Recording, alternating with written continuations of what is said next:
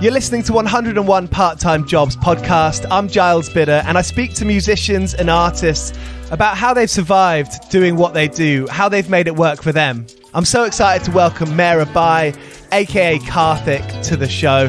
Mera Bhai's EP Future Proofing is out now on Moshi Moshi. I'm holding it in my hands right now. The artwork is absolutely fantastic, and I'm so glad I got to speak to him on the show. His music, as you can hear behind this, is some interesting stuff, and I'm glad to dig into a world that's not so familiar to me. So thanks for joining me with that. It's been a couple of weeks since I released an episode. That's partly due to the fact that I released a book, 101 Part-Time Jobs, Conversations with Working Musicians, which features stories from Thurston Moore, Tim Burgess, Marika Hackman, Izzy B. Phillips from Black Honey, and a dozen others. I'm down to my last few copies, but if you're quick, you can go to 101parttimejobs.com to get yours. Thank you so much for keeping up with this podcast. I love doing it. It's a great feeling, and I'm glad that we get to share this together. East London's Signature Brew have been brewing music-inspired beers since 2011. They've brewed beers with Mastodon, Idols, Sports Team, Craig Finn, and a whole bunch more. And if you go onto their website, signaturebrew.co.uk, if you make an order to get some lagers, some beers, some other drinks delivered straight to your door, if you use the voucher code 101podcast, all capitals, you can get 10% off your order. That's UK only. Thanks for listening. I love having these conversations. Here's Mera Bhai and 101 Part-Time Jobs. Go well.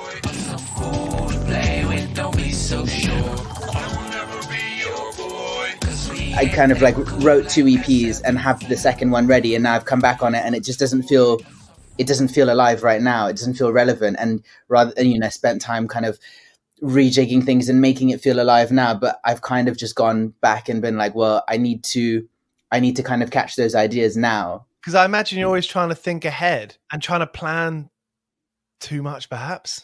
Oh, totally. This is the bane of my life, being in the music industry, always constantly trying to get ahead, but perpetually being behind, just like one rung behind in the hamster wheel. Recently, I've just been thinking with like social media and all this stuff, sometimes you end up feeling a bit like a dog chasing your tail. But actually, you just need to step back and, I don't know, just take a moment. Like even with writing, it's like, well, rather than getting ahead of myself, I just need to take a few steps back from things and just, I don't know, and just catch those ideas. Yeah, it feels very apt right now to me. How long do you think, can you put a date on when, you started to have that kind of discipline? Obviously, you were in Flamingods before. I mean, were you doing DJ producer stuff around that time as well, from 2010? Yeah, well, I mean, I'm still in Flamingods, so still writing records with those guys and going in. And we've just finished, over lockdown, we wrote basically 2 albums worth of stuff. But I was just tinkering with stuff. I used to put on a lot of club nights back in like 2010, 11. I was doing like a lot of warehouse parties and raves and stuff, like kind of the squat raves. So I'd always been DJing, and that was a bit more towards the sort of underground club scene, like techno, garage, that stuff. Like before it was cool, man. No, I'm joking. But I was doing that back then. And I guess with the new project with Mera Bhai, it was kind of like marrying the kind of global influences of Flamingods and very much my upbringing and my background with my sort of, I don't know, the musical output that I'd kind of been building myself into the kind of community I'd been building myself into the last, I guess, that's 10 years ago. Man, I'm old. Looking at it, I think it's cool how in Flamingods, there is I guess you're written about as a rock band, right? And then, you're a DJ producer. And I think that's very cool that you can do both. Because I think a lot of people might feel the pressure to pick one, maybe. Yeah, definitely. And I think a lot of stuff that you listen to, or a lot of artists, I don't know, who are around, a lot of the ideas that they catch are the same thing. It's like they listen to the same stuff that they produce. So it's not really, without sounding like a tosser, it's not really innovative or groundbreaking. It doesn't need to be. But like when you catch these ideas, when it's like new stuff or something, when your influences or inspiration is like totally left field, you come up with more, for me, refreshing things. That's just personal opinion. Like I was listening to your podcast with the guy from Viagra Boys, and you guys were talking about Refused, and I was like, oh man, I love Refused so much. Yeah. It was funny to have that throwback, but like, being reminded of things that, yeah, I don't know, and then kind of jump back into listening to that stuff. And I guess it's just, I don't know, it just keeps things a bit more exciting for me, really, having these different oases of inspiration. I think Refused are kind of one of those bands in punk and guitar music. I think a lot of it, unintentionally becomes quite cliquey. And I think that Refused are one of those bands that, for me anyway, and people that I've met throughout my life, have completely succeeded in not being cliquey, to appeal to different kinds of characters I've met along my way. Oh, definitely. Yeah. Like I was thinking at that same time about all the stuff I used to listen to, like Black Flag, Minor Threat, Bad Brains, all that stuff. And it has in and of itself become a bit of a cliche. That's not the kind of thing I'd proudly be like, yeah, I used to listen to that stuff, because to me, it's so tied in with this, I don't know, these scenes. But yeah, you're right about Refused. They have, I mean, from my perspective, managed to avoid that, which I think is really cool. Before 2010, had you had much experience, getting organized, I suppose, for your music, for your creative output? At school, I was in like a few bands, and then when I got to London, I met Kamal and the guys from the band, and then that became very quickly something that became quite important to us. So I think from that point, yes, and from before then, music was always quite a central point of my life, but never in the organized sense. Organization in the sense that I would, spend lots of time playing instruments and practicing and thinking about music and diligently categorizing my gigabytes and CDs of music that I've accumulated over the years. But yeah, not other than that, really. So I guess not really since pre-2009. And you were kind of thrusted into a position where you had to. I guess when you work as a group, you kind of fall into that, don't you?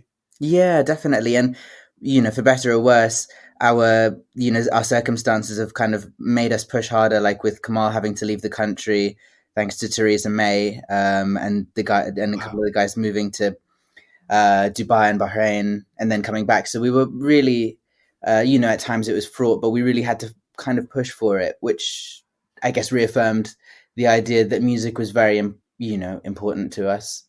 That's something you're not really taught, is it? Being shafted into a position where you like that, and you have to really, no one teaches you to take control or communicate with someone like that, do they? Yeah, no, exactly. That's the thing. And yeah, I was for some reason thinking about this the other day as well. And I didn't study music. I actually studied design, which I guess we'll probably get into talking about jobs and stuff. I think the beauty of the situation for me was that I've always had to really strive to make sure that music is a part of my life. Whereas oftentimes you find, or for me anywhere, a lot of the friends that I at one point envied who went to music school, they don't do music anymore. As often is the case, not always, not exclusively, but they're put in a position where they get to do music all the time. Sounds idyllic, but when you have to kind of push for something, having that sort of duality in your life, it causes, I don't know, for me, it stirs something and makes me realize what's important to me. In recent years, actually, so I currently work at a rehab. I chef, and I've been working there for a few years, and actually I love it so much, and I'd been thrust into a situation where, well, it's been such a blur, but I think it was shortly after I lost my dad a few years ago when I was like, I just don't even know what to do with myself. I need some kind of something. So I just went on Gumtree, and the first job I found was a job working at this fairly high profile rehab.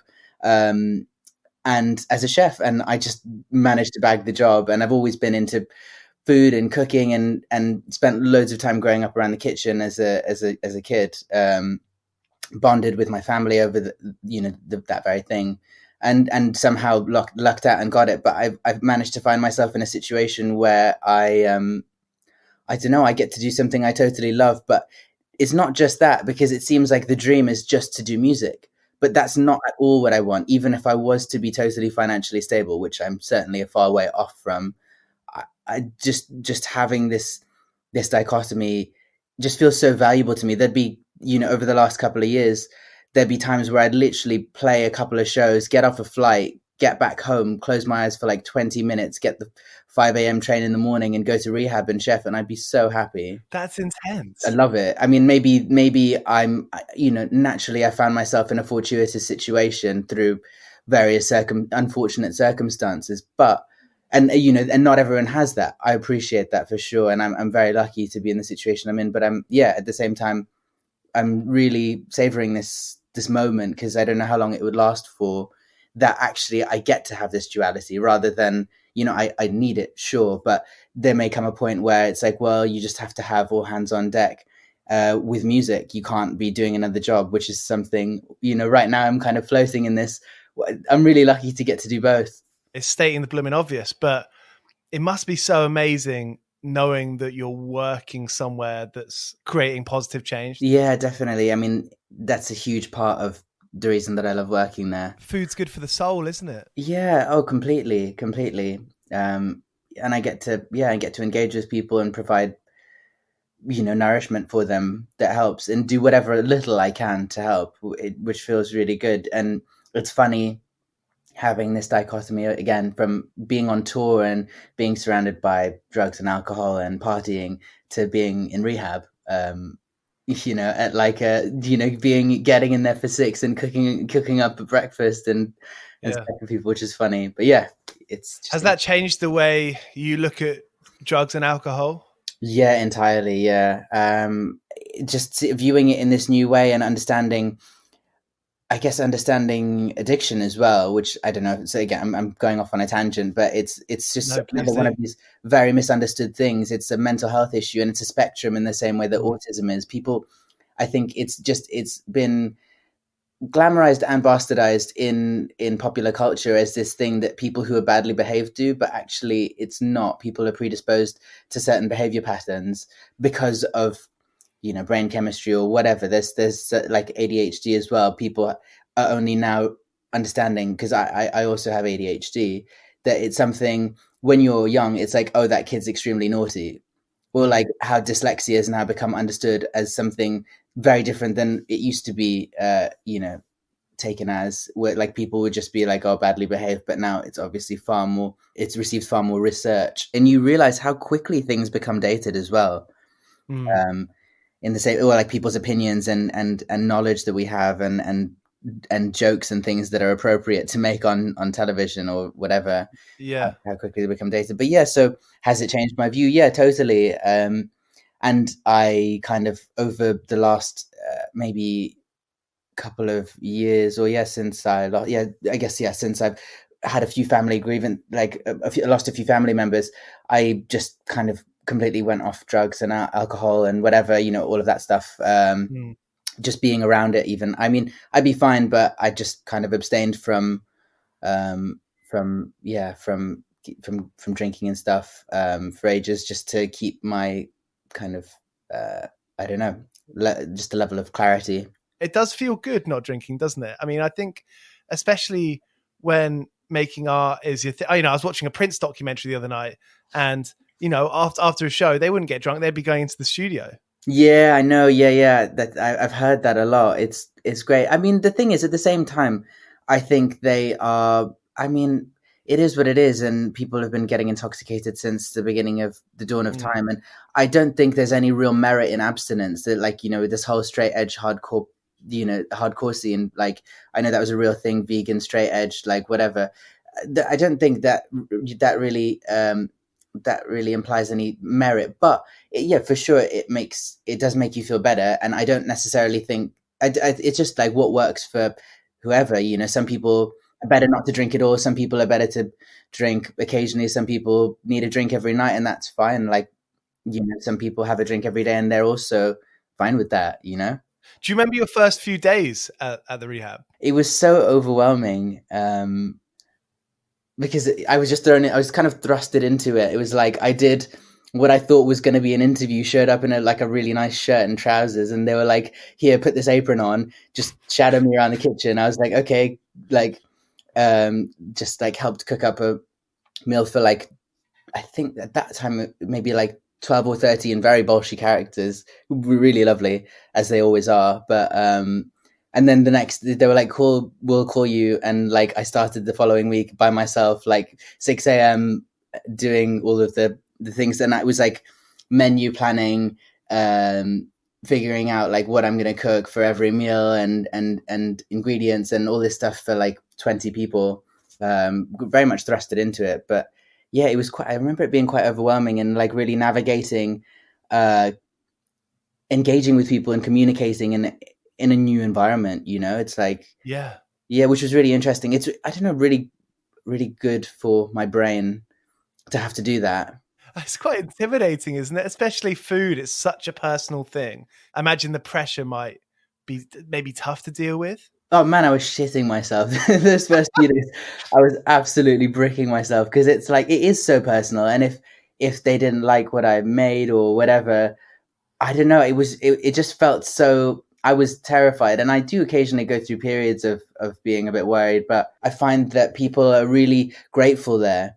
There's like a lot of gratitude expressed, and people are happy, because I found with other people who've worked there, or other people who work jobs, if you don't really want to do the job, it's often a means to an end. So there isn't really that passion or love there, which is communicated. People get it. And, if you're making shit food because you don't want to be there, which has happened, not by me, people get it. Whereas if you want to be there, that's kind of communicated in a way, or for me, it's been communicated, creating a sense of value or understanding, or I don't know, making the most of a situation, knowing that there's in some way that you're benefiting from it. I think it is quite easy to think you're just doing this job and it actually doesn't mean anything. I think a lot of people might feel that. Before this, I was like, after graduating from uni, I was trying to figure out what the hell I was doing, and working in design and doing like shop installs and making furniture and stuff. And I guess it just wasn't really what I wanted to do. It felt like an uphill battle. Interesting how you feel it through your body. Your body tells you sometimes, doesn't it? Yeah, totally. And I just didn't get it. It just felt like I needed to push harder, which had kind of always been my ethos, just to really just work hard, like really nose to the grindstone. If I can spend all of my waking hours working, I will, which I'm trying to, kind of habits I'm trying to unlearn now.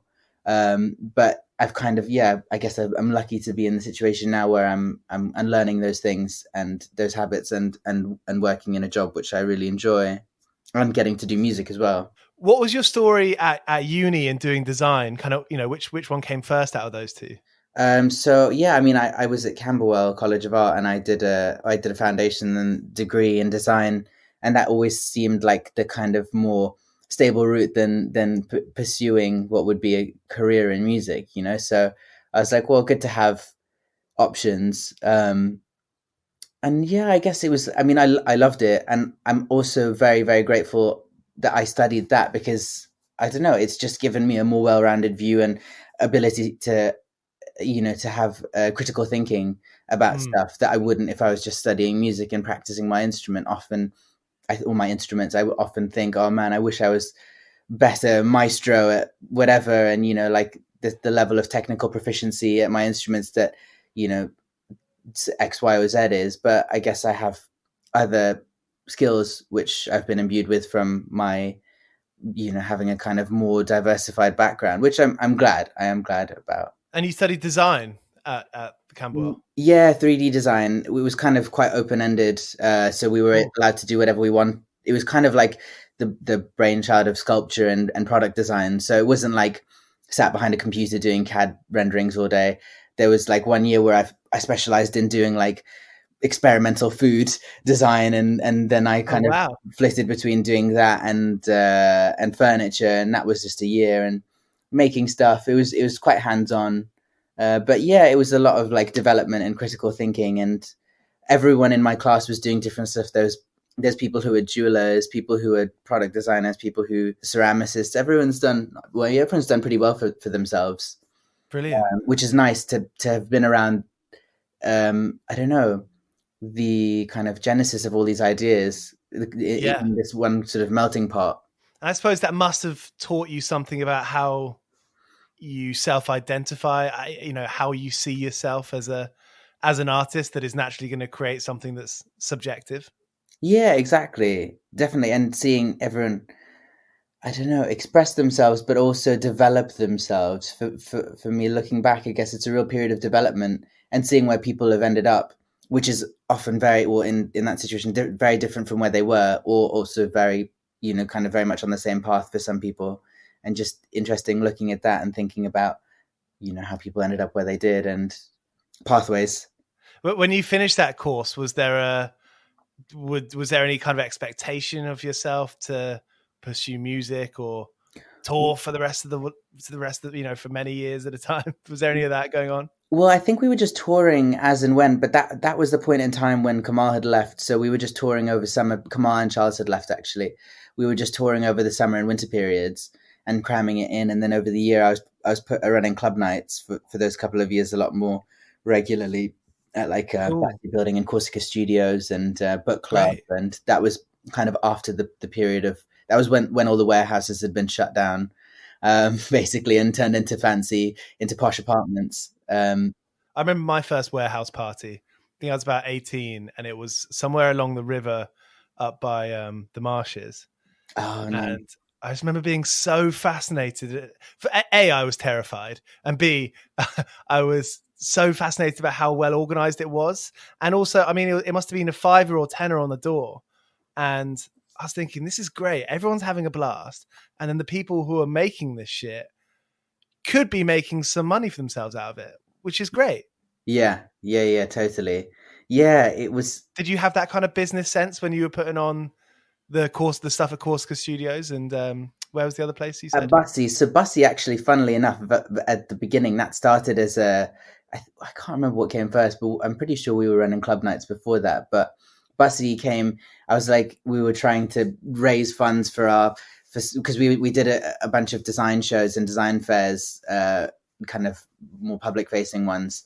And to raise money, people were baking cakes and stuff. And I was like, this is so fucking dumb. Like, what are you going to do? Like, invest your like £1.50 into this thing. I was like, let's do something better. So suggested club nights, and they were like, if you want to do that, fine.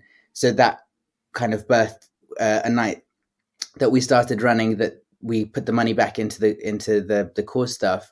And we had hands on deck from people who I was working with on my course. That's so smart. We were making a lot of money at the time. And then I think we first had a Friday night, became extremely successful.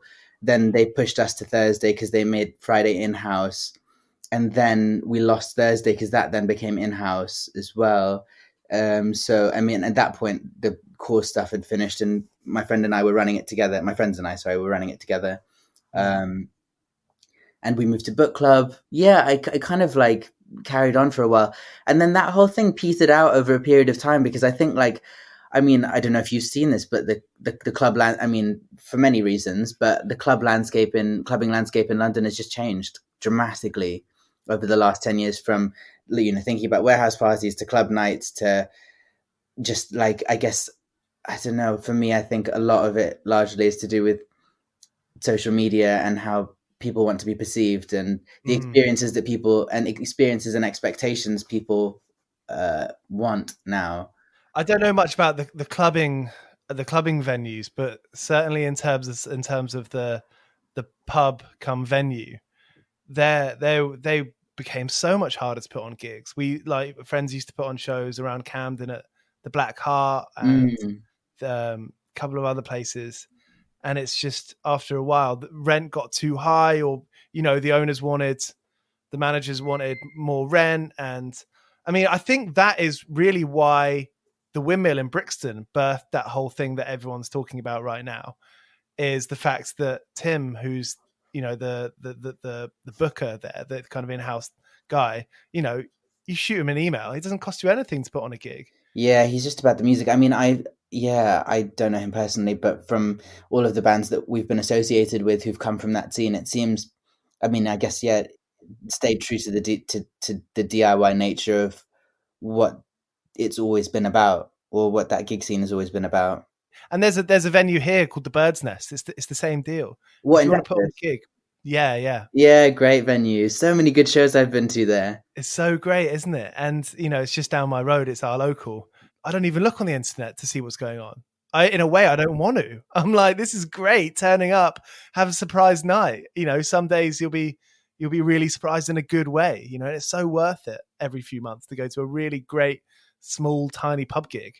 Oh, I love that. Definitely, definitely. Those events are preferable to me than the planned ones. And knowing that you're just going to be surrounded by, like, I don't know, just such a range of people there, all crammed into this tiny venue.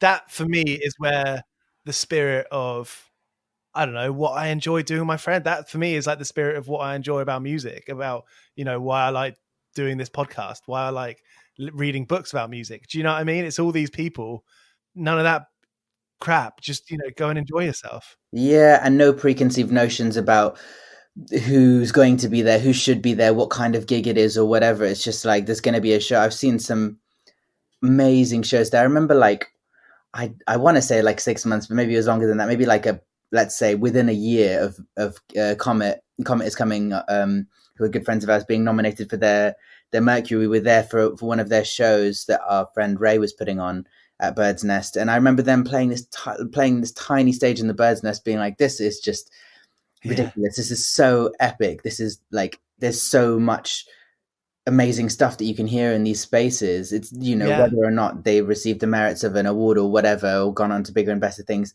they're kind of operating within these same musical spaces that we're all sharing. And it's cool because it's not perverse about the popularity of it. Exactly. You know what I mean? Yeah, exactly. Everyone's kind of on the same level plane. I dig that. Yeah, and that, using kind of running with that specific example, no one goes like, oh, well, Mercury nominated band have played the Bird's Nest, so it's really cool now. It's like, no one gives a shit. Actually, all bands are equal, all musical people are equal, all people in that institution are equal. If you're the same, we're all, within the same space. I guess, I don't know if that's what you were kind of saying. No, that is exactly what I'm saying. The fact that, enjoying yourself and not really caring about trends ultimately, and as cliche as it sounds. Yeah, exactly. And does that kind of, I mean, clearly we're in agreement of that. Do you try and harness that kind of good feeling in what you're doing now? Yeah, absolutely. So coming back to my current project, Mera Bhai, it's like the very it's kind of built on the concrete of inclusivity. Like, Mera Bhai means my brother in Hindi. It just made so much sense to me that would be the name that I would call the project, because I'd never want to be, there's always this thing, it kind of really stressed me out over the years of social media and of the sort of public perception of artists. That's why I was like so interested in your podcast, and I think it's so great interviewing people who have this duality and who have these jobs and these other lives, because you're kind of put on a pedestal and there's this expectation that you're this thing, and it's like, well, no, actually, I don't want to be looked up to at all. I don't want to be treated any differently. And also, there's this preconceived notion about what it is or what it means to be an artist. And by way of having this podcast, you're deconstructing that, which is amazing and so fascinating as well. But for me, it was like, I don't know. It was like, well, I want to be relatable. And even within the music that I make, it's always about kind of, weaving between like different cultures and sounds and juxtaposing things, and like, things that would be received in like a club tent at a festival or a club space, but will fit in many different situations that it'll be received by people from different places the same way. Absolutely. And I think, thinking of yourself as something bigger, I think that definitely takes away from the quality of your work. If you're really, I imagine, you're trying to discover yourself. You don't want to be looking outside of that all too much, do you? Yeah, exactly. And that's the thing. I guess it's, I guess nowadays, blessing and curse having social media, but constantly being very hyper aware of your public image and how you engage with the outside world, and having this public facing thing, which I think wouldn't have been it would have, the format which it would have taken would have been very different, say 10, 15 years ago. But yeah, I guess having this awareness, this level of self-awareness, maybe a bit of a blessing and a curse. it does take you away from just being in that moment and just doing what's important, which is making music. Yeah, absolutely. And you must have seen that firsthand with your club nights Yeah. and the amount of people coming through the door and, what they look like or whatever. Yeah, exactly. And that's the thing that I loved about that so much, is that you just have so many heads through the door and everyone's just there for the music. Yeah, that's great. Is that where you learned, is that where you got into, studio produced, DJ production stuff? I got into that kind of stuff, actually, for the most part, probably around 2009 when I moved to London. Before that, I was just listening to like metal and punk and hardcore, almost exclusively, like one of those people. Yeah. And then from then on, I started getting a lot more into like other stuff, like jazz and widening my sort of my periphery of what I'd listen to. But yeah, it was around then. I didn't grow up listening to. Actually, no, that's a lie. I did listen to some dance music when I was growing up, and I was really into it, but I wasn't like a techno head or anything. Yeah, yeah. This is it. I think it's quite easy to fall into these categories, of self-perception. Yeah, definitely. And I guess that comes with growing up and maturing. I guess Totally. people gravitate towards these things that give them some sense of self-identity. Totally. And at the risk of jumping around timelines here, where were you before London? I was at boarding school in Somerset, and before that in Oxfordshire, and before that I grew up in Albania and Saudi Arabia and Dubai and Italy. And then I was born here, and so I kind of moved around a lot. My parents moved to Nigeria, and I came here. When you think about that period of life pre-moving to London, what kind of character traits do you think doing all that gave you? I've kind of been mulling this over recently. Well, I guess moving around constantly has allowed me to become, I guess, something of a, in a way, like a social chameleon. Like I'm happy to be in any situation, but I'm also like, I'm just happy to be like A, very much by myself, but B, to just go and do stuff by myself. Like I don't need anyone to go to a gig with, or to go to a party with, or to go to a club with, or to go to, I'm happy to just kind of do stuff. Yeah. Which I think has really benefited me. And yeah, I don't know if that. No, it totally does. I have a thing, and I always used to, growing up, I certainly used to do this quite a lot. We'd go to a house party, mostly me and a few friends, and mostly full of people we may not have known. Yeah, and I was quite quick. I was quite quick to bail the wagon and explore by myself. Yeah, exactly, same.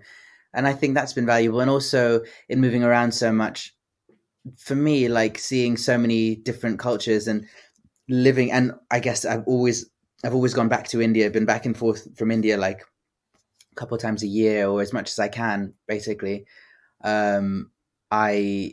It's just, I don't know, seeing the kind of similarities and differences, but I don't know, more than anything else, the similarities.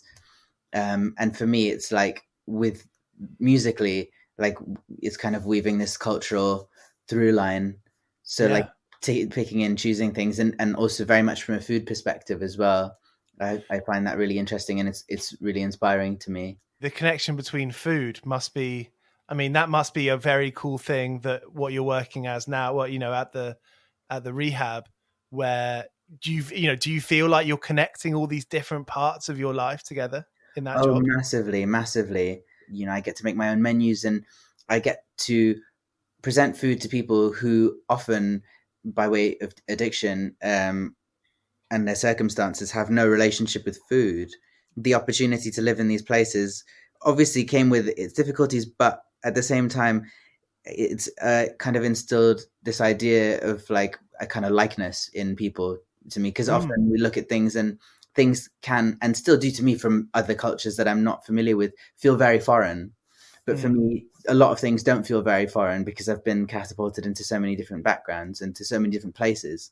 So like kind of going to the rehab and being able to cook, like Korean food, because I've in Albania, I grew up with, like, had loads of Korean friends and spent loads of time in their homes and swapping food with each other and stuff. So like, cooking Korean food to someone who was a getaway driver at one point, and then be like, what is this? This is so nuts. And offering people the opportunity to engage with food and be nourished and bring back things that to me are very normal, but actually I get to, I don't know, get to offer that to people. I don't know if I'm making any sense going off on too many. No, you totally are. You totally are. And one of my thoughts about rehab was, chances are if you're getting smashed all the time, then you're not eating very well.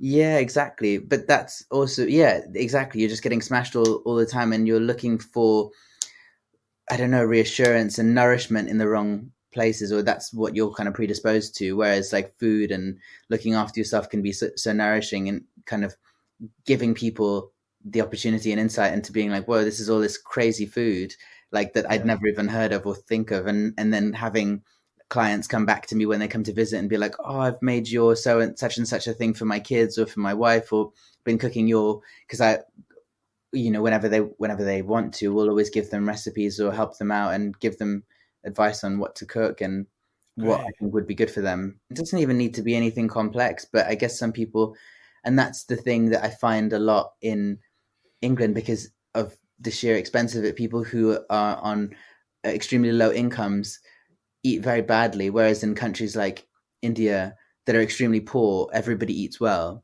because food is cheap and the cost of living is cheap, and it's just a basic right and basic understanding that everyone eats well. You don't just show up to a random restaurant in India and get shit food. You get good food everywhere, basically. That's so interesting. I've never thought about that. Whereas if you go to random calf on the corner of whatever road here, chances are whatever you're going to eat is going to be grey and going to taste shit. Unless you pay 15 quid for bougie duck eggs and one piece of asparagus. And it's sad that that's the situation because food should be more, just be more democratic. When we were playing a show in Valencia once, actually, our friend Morgan, who was tour managing us around there, was one of their kind of phrases is that everyone has the right to eat well.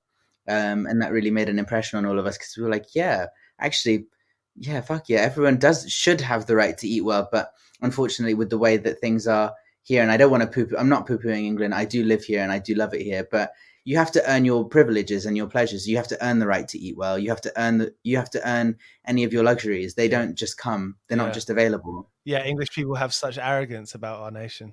Yeah, massively. There is a real, post-colonial arrogance that's in the air and whatever that, But I don't know. It's just interesting to look at that. And also, I guess, being able to tour internationally, I get to see what goes down in other places. Yeah. When your band tours Europe for the first time, you're like, oh. When you get your first kebab in Amsterdam or just in Germany, those German kebabs are so good. You're like, what? What are we even eating here? Even our perception of what fast food is, it's just so different. Was there a time where you start in terms, touring, looking at your rider and what you were asking for? I mean, that's got to have a knock-on effect of the way that, you take things a little bit more professionally. Doesn't mean, less fun, but, professionally. Yeah, definitely. I think in the last, I can't remember when, but in the last few years, we've leveled up. We've collected all the HP points and leveled up at our rider game and touring. And we were like, well, we spend so much time on the road. We need to nourish ourselves and have good stuff. So it's we want, if we're having alcohol, whatever, nice alcohol, whatever, but also nuts and fruit, lots of nuts, lots of good stuff that we can snack on, and not just garbage, basically. We're quite funny about it because also we all have jobs. We all work on the side on a side hustle. We're not being these divas, but if we're going to tour, we want to be looking after ourselves. It's funny, isn't it, that we even have to say that. You have to sort of justify not being side note, not being a diva. I do that as well because we're so conditioned to be thinking you play music, you're lucky. Yeah, you should be grateful that you're in the situation. You're in a position to share music, play music with people, for people rather. And, I don't know, it's so tricky navigating that, but I think you just have to be it should be a basic right to be treated well when you're on tour.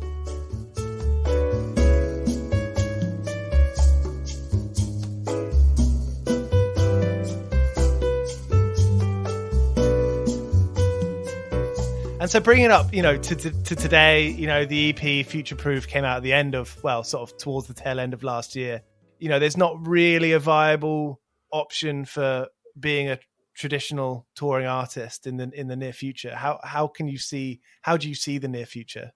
Well, I'm just trying to use the time that I have as just like a really rare opportunity again to level up and just write music and engage with like that side of my creative practice in a way that I won't, again, when touring opens up eventually, we're going to be hitting the ground running, both myself and with the band, no doubt. Great. So right now I'm kind of like, well, what things can I do that I won't be able to do? What can I give more attention to and cultivate now that I won't, which is like spending more time writing or doing stuff like live streaming sets. I'm doing loads of DJ mixes and stuff, kind of filling in the gaps, but also knowing that a lot of these things don't compensate for the loss of live music. I think there was a huge, I don't know, there was a weird sense towards like live streaming and the way that things are now that like, oh, it's never going to replace live music. And of course it's not.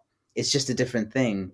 It's like, apples and oranges really, but it's just using this time and this situation, using whatever resources we have to provide and share music, in whatever format that takes. And, it's growing and changing. Are there any sort of particular avenues or ideas or, I don't know, books or movies or people who you've really kind of taken inspiration from in this time, trying to stay sane?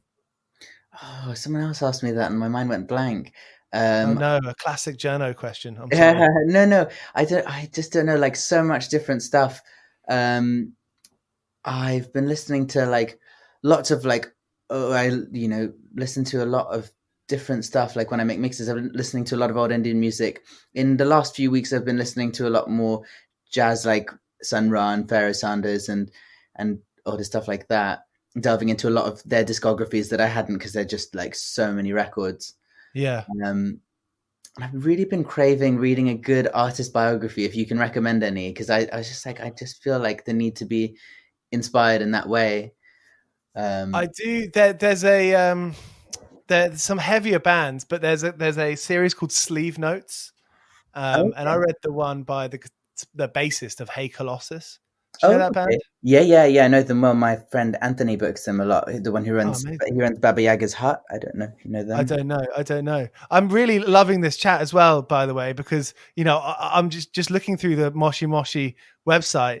This is a scene that, or a group, or scene is a big word, isn't it? Yeah. That I haven't really, I know a bit about, but not a lot, and it's so great. Speaking to someone from, you live down the road from me in Forest Hill. It's awesome to speak to someone so close in a kind of world of music that's still very new to me. Yeah, it's so different. They've got such a sort of plethora of different artists from different places, but they're great.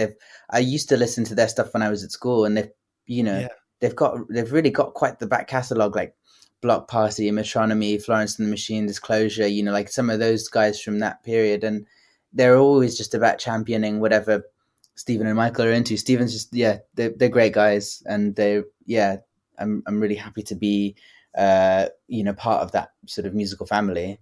When you're thinking of Mera Bhai, are you obviously you're thinking about that completely differently to Flamingods, but do you kind of have to keep those separate in your brain? How does that compute for you in terms of writing and also making plans and allowing yourself time for it? Yeah, you're right. Yeah, I do keep them. I mean, they both influence each other massively, but they do need to be quite separate. Also, in the fact that with the band, everything we do is democratic, so we all agree on everything all the time, which means that our process takes a bit longer, but we're always all, for better or worse, always on the same page, usually better. And with my own stuff, it's very much like when I started, I was like, wow, I can just do what I want, and I don't have to ask anyone anything. Yeah. This is so nuts, quite overwhelming, but it's just a different thing. And both of them have their benefits. But in a way, I'm not compartmentalizing too much, but it's like kind of going between two. I kind of give each thing its own time. But yeah, and actually you were saying, sorry, I was just thinking, funnily enough, you were saying about how we're just down the road from each other, but exploring scenes. And like Forest Hill is full of musicians, like full, and always has been. Like one of my neighbors, he's much older dude. He's been living here since the 80s, but we kind of swap music, and he makes me these mix CDs of all sorts of stuff. And he's like, he was saying since the 80s, there's always been loads of bands living around here, like stuff from loads of like post-punk bands. And I'm pretty sure he said some of the guys, oh no, Yellow was Swiss, but like there's loads of bands who are operating and playing here. There's a venue which has turned into this like hilarious Nigerian club with like gold pillars and stuff, but that used to be a venue that like the Rolling Stones and the Beatles played at one point, because Forest Hill used to have like a massive high street and was really popular at one point. Wow. It's just interesting to look at the sort of changing physical landscape as well as musical landscape of London. Absolutely. It does seem to be, up in North London with the Kinks and et al, sorry. And then in South London, it's like the Squeezes and the Dire Straits and yeah, exactly. Oh, funnily enough, I did a songwriting course with Chris Difford from Squeeze. Amazing. A few months ago, yeah, wow. over Zoom as part of this funding, and I found myself within the first couple of months of lockdown being on a Zoom call with Nile Rodgers and Chris Difford from Squeeze. So funny. You were a pupil in that Zoom call, were you? How was that working? The Zoom call was just to kind of chat about music and inspiration and influences. But we were doing these regular Zoom. It was like a Zoom course with Chris, like a songwriting course where we were collaborating and doing stuff kind of quite quickly on the fly. And then the week it finished, he was like, "Oh, I've got a very special guest for you guys who will want to chat to you guys." And I was like, "What? This is just so weird, so surreal being in lockdown." And I think that was, just coming out of lockdown, that was the first or second day that I got to see my girlfriend after like 4 months or something. Wow. And we were just like sat there on the screen, like grinning from ear to ear, like, what even is this? It's so weird. Just such a weird situation with the pandemic going on and that. Very surreal. Yeah. Amazing. Well, Karthik, our hour's coming up. Thank you so much for being up for doing this. Oh, my pleasure. Thank you so much for taking the time to talk to me. I hope I haven't gone off on like infinite tangents and like random unanswered questions and nonsense. Not at all. And it's been so amazing to learn about the kind of bands that you've been, kind of orbiting for all these years. Yeah. I mean, and that's the beauty of it, isn't it? Like that I guess you probably have this so much. You're interviewing all these artists and you get to pick up influences that you wouldn't expect from all these different people and places. Totally. And it has made me feel a little bit more, it really makes you realize how many artists, how many bands there are. Yeah, so many. I think we can forget that, can't we? Yeah, totally. So there's just so many. Running in our own circles. Yeah. But yeah, it's so cool. And that for me is such a wonderful feeling. That's a big feeling of love. Yeah, same. One of my big fears is one of my big sort of anxieties / I guess, small depressions, I suppose, is, not finding stuff that's new. I get scared about not, just kind of running around the same old circles in my brain, whether it's artists or the same music or the same thoughts that I have in a day. Do you know what I mean? Like, yeah, same. Yeah, definitely. Discovering shit. Yeah, definitely. It's so easy to do that as well, to fall into these little traps. Hard to pull yourself out of, but yeah, so great sometimes when you do. So like I'm gonna let you go, but when I first I just got back into listening to jazz, my girlfriend's dad gave me a Sun Ra record for Christmas, and I was like, because they're jazz musicians as well, I was just like, this is exactly what I needed to hear. I felt like I was in such a rut with not finding new stuff. I was like, this is exactly what I needed to clean my ears out with. Amazing. So good. And it's funny how you find that in places you don't necessarily expect to. Yeah. Oh, definitely. And that's going back to our early conversation about just showing up at a venue and being like, right, well, what's on now? That's where that can come from too. Massively. I think we should shout out Bird's Nest and the Windmill in Brixton again. Yeah, definitely. Big ups to those guys. You got to find out, where your mates got the next managing job at a pub and try and convince them to get a PA in the back room. That is such a thing though, isn't it? I've had so many mates who've jumped on random pubs that I've schlepped it across London to show up for a gig where I'm like, oh man, I'm definitely not going to come back here. Totally. Amazing. Karthik, thank you so much. My pleasure. Speak soon, dude. So there was Mera Bhai. Thank you so much for listening to this podcast. If you enjoy it, please subscribe. I'm already looking forward to next week's episode. Cheers for coming along this journey. There was a moment there that I really loved where Karthik sort of said that this podcast deconstructs the idea that lots of people have about artists. And aside from making me feel quite good, that's given me a new look of what I'm doing here. That's given me some fuel. That's kind of galvanized what I'm doing. So let's go in that direction. Cheers for listening. Here's Sparrer. I've been working all day for me mate on the side, running around like a blue-ass fly. I've been working all day for me mate. Every bleeding minute I've been on the go, up and down the ladder like a fiddler's elbow. I've been working all day for me mate. This is a Mighty Moon Media podcast.